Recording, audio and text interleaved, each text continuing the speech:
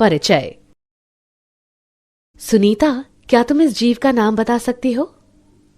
हाँ, इसका नाम अमीबा है। और क्या तुम इन जीवों का नाम भी बता सकती हो? हाँ, पहला एक पेड़ है और दूसरा एक डायनासोर है। बहुत अच्छे। अब इन प्राणियों को पहचानो। ये सर्प, गरुड़ और डॉल्फिन है।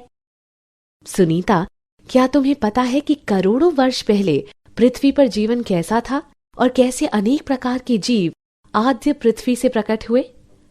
नहीं। हाँ, मैं तुम्हें समझाती हूँ कि करोड़ों वर्ष पहले पृथ्वी पर क्या हुआ और सभी जीवों, डायनासोर, अमीबा, पौधे और अन्य जीव जंतुओं का विकास कैसे हुआ। उद्देश्य। इस पाठ के अंत में आप निम्न करने में सक्षम हो जाएंगे: बिग बैंग सिद्धांत को समझना, आपेरन और हाल्डेन द्वारा प्रस्तावित सिद्धांत को सिद्ध करने के लिए मिलर के प्रयोग को समझना, जीवन स्वरूप के विकास को समझना, विकास के विभिन्न प्रमाणों की पहचान करना, तुल्य रूप और समजात संरचनाओं के बीच अंतर की पहचान करना, अनुकूली विकिरण की अवधारणा को समझना।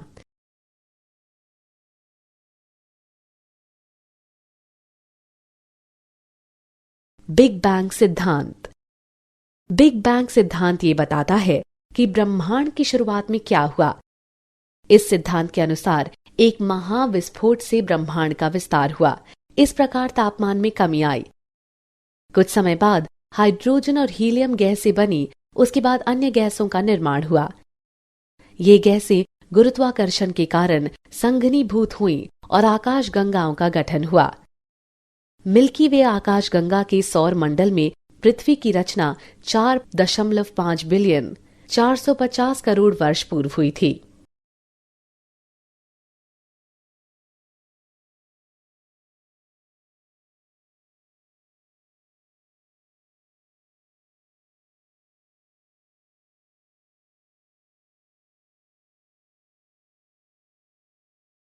पृथ्वी के वायुमंडल का निर्माण। प्रारंभिक अवस्था में पृथ्वी पर वायुमंडल नहीं था। पृथ्वी की सतह गलित पदार्थों से निर्मुक्त हुई जल वाष्प, मीथेन, कार्बन डाइऑक्साइड तथा अमोनिया द्वारा ढकी थी। सूर्य से आने वाली पराबैंगनी किरणों ने पानी को हाइड्रोजन और ऑक्सीजन में विखंडित कर दिया। ऑक्सीजन ने अमोनिया और मीथेन के साथ मिलकर जल और कार्बन डाइऑक्साइड की रचना की।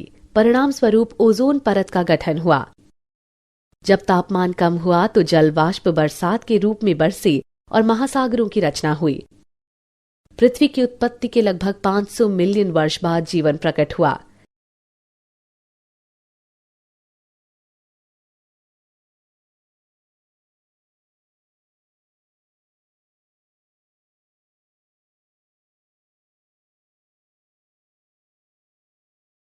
स्वतः जनन का सिद्धांत।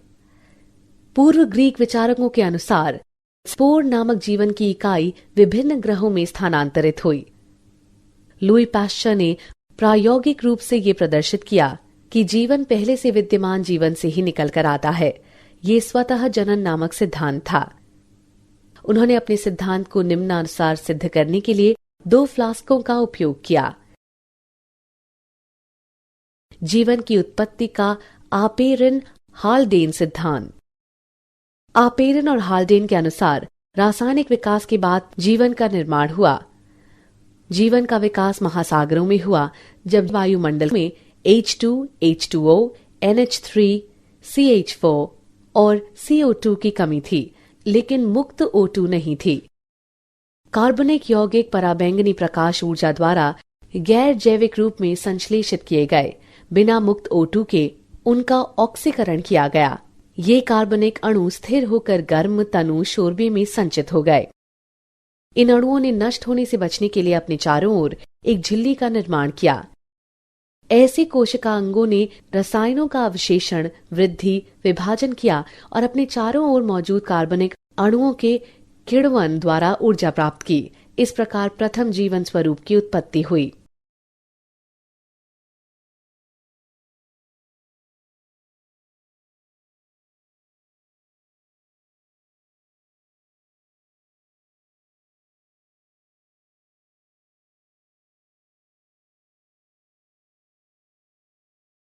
मिलर का प्रयोग। 1953 में एस.एल. मिलर ने प्रयोगशाला में पृथ्वी की प्रारंभिक दशाओं के समान परिस्थितियां पैदा की। उन्होंने CH4, H2, NH3 और जल वाष्प युक्त बंद फ्लास्क में 800 डिग्री सेल्सियस पर विद्युत डिस्चार्ज उत्पन्न किया। कुछ समय बाद उन्होंने देखा कि अमीनो अम्ल, शर्करा, नाइट्रोजन क्षार, वर्णक और वसा का निर्माण हो गया। ये प्रयोग इस बात का समर्थन करता है कि रासायनिक विकास के बाद जीवन की रचना हुई।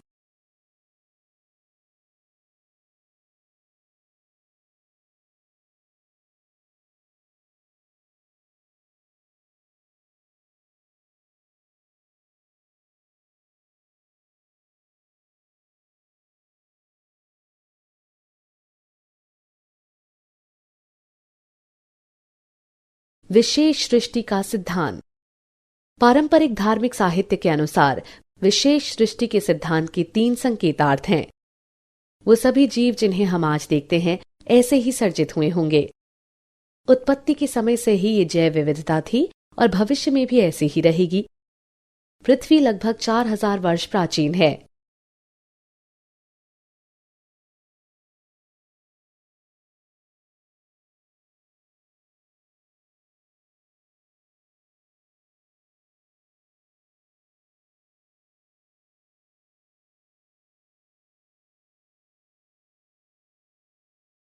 जीवन स्वरूप के विकास पर चार्ल्स डार्विन का सिद्धांत। चार्ल्स डार्विन ने निष्कर्ष निकाला कि विद्यमान सजीव कामोवेश आपस में समानताएं तो रखते ही हैं, बल्कि उन जीव रूपों में भी समानता रखते हैं जो करोड़ों वर्ष पूर्व के समय विद्यमान थीं। उन्होंने बताया कि प्रत्येक जीव संख्या के लक्षणों में विभिन्नता निहित होती है, जो कुछ जीवों को प्राकृतिक दशाओं में अच्छी तरह से जीवित रहने में सक्षम बनाती है। इसे उपयुक्तता के रूप में जाना जाता है। इस प्रकार जो एक वातावरण में अच्छी तरह से उपयुक्त थे, प्रकृति द्वारा वर्ण होता गया। इसे प्राकृतिक वर्ण का नाम दिया गया और इसे विकास के प्रतिमान के रूप में लागू किया।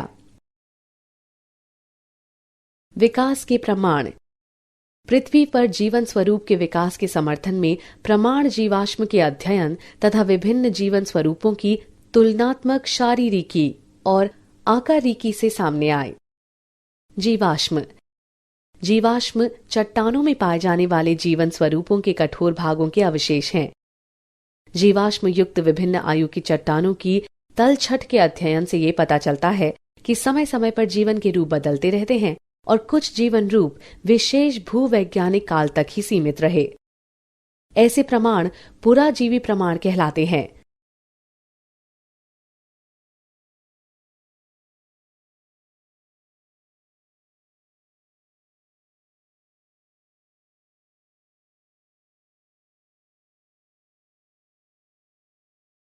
समजात संरचनाएं।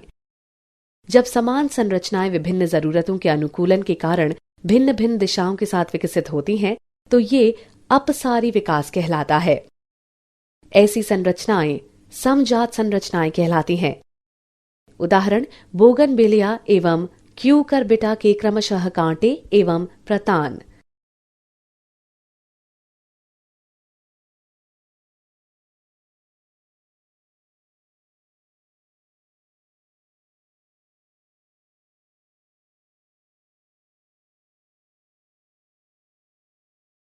तुल्य रूप संरचनाएं। जब विभिन्न संरचनाएं समान कार्यों के लिए विकसित होती हैं, तो ये अभिसारी विकास कहलाता है। ऐसी संरचनाएं शरीर विज्ञान की दृष्टि से असमान होती हैं, भले ही उनके कार्यकलाप समान हो। ये तुल्य रूप संरचनाएं कहलाती हैं। उदाहरण पेंगुइन और डॉल्फिन मछलियों के पक्ष।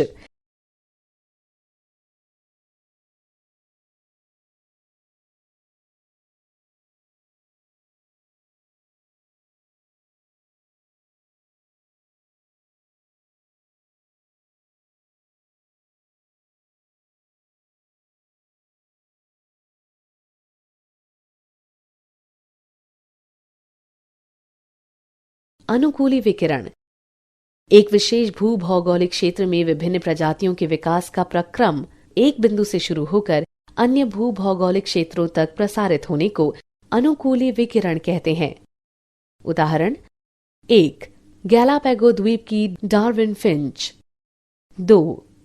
ऑस्ट्रेलियाई मार्सूपियल।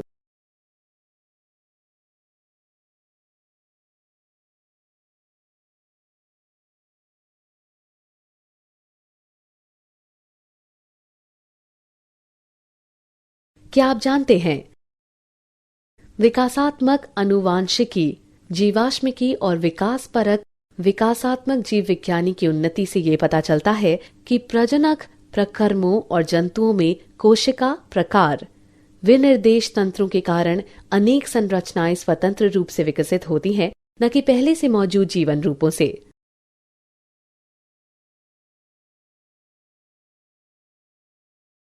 सारांश।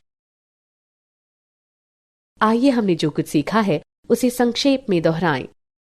अधिकतर वैज्ञानिक रासायनिक विकास में विश्वास रखते हैं, अर्थात जैव अणुओं के गठन के बाद जीवन का प्रथम कोशिकीय रूप प्रकट हुआ।